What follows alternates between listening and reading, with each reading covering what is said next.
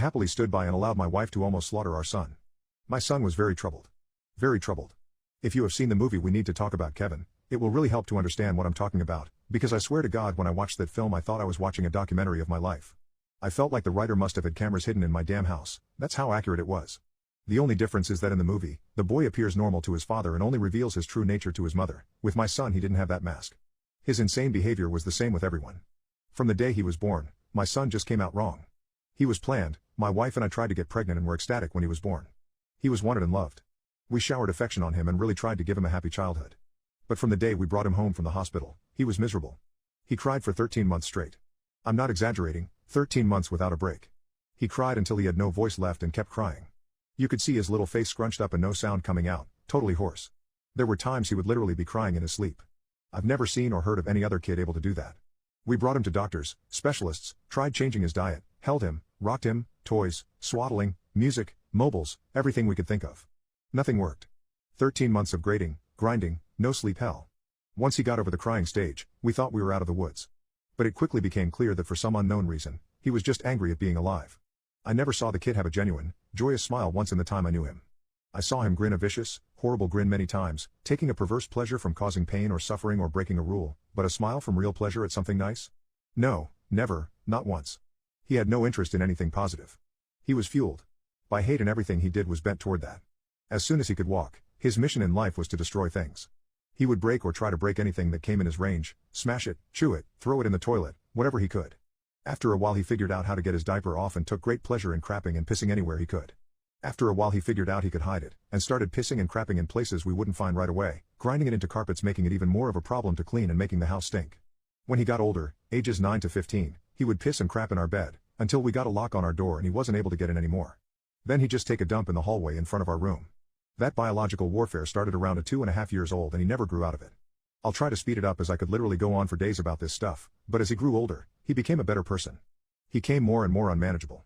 He would bite, kick, scream, scratch and spit at anyone trying to do anything with him. He was kicked out of school twice before he was 9, then let him back in and then kicked him out for good. He had to change schools. The next one put him in a special class that kept him away from the other students. We had to install a door and lock on the kitchen because he would steal knives and use them to gouge the walls/furniture or chase people with them. When he was 10, he stabbed me pretty good in the hip and butt. I still have the scars. As he grew older, he grew darker, he moved into setting things on fire and torturing local animals. There was a stray dog that hung out around the park near our house. My son blinded it in one eye with a barbecue fork. He would dip cats' tails in gasoline and light them on fire. He became a violent, stinking, vicious beast that lived in our house. We couldn't do anything with him. I will take this opportunity to preempt that tsunami of messages. Yes, we had the kid in freaking therapy. He saw a psychiatrist twice a week and had God knows how many different medications prescribed to him over the years. Nothing worked. Therapy didn't work. Meds didn't work. Nothing freaking worked. He was like a poison cloud of hate and fury lashing out at anything in his reach. When my son was 16, my wife got pregnant again. I can't tell you how different our reaction was. Instead of joy, we felt horror.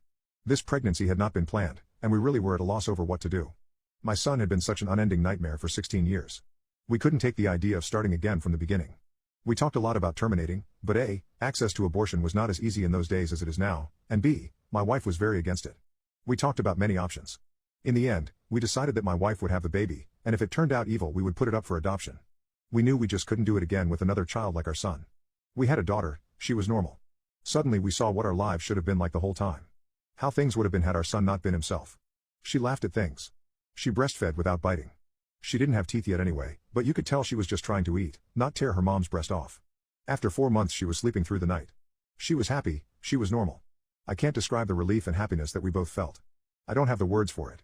This where I believe I may have started really pulling back from my son. Up until that time, whatever mistakes I made, I'd always tried to do the best for my son. I am convinced of that. I tried to help him and love him and care for him. I really tried.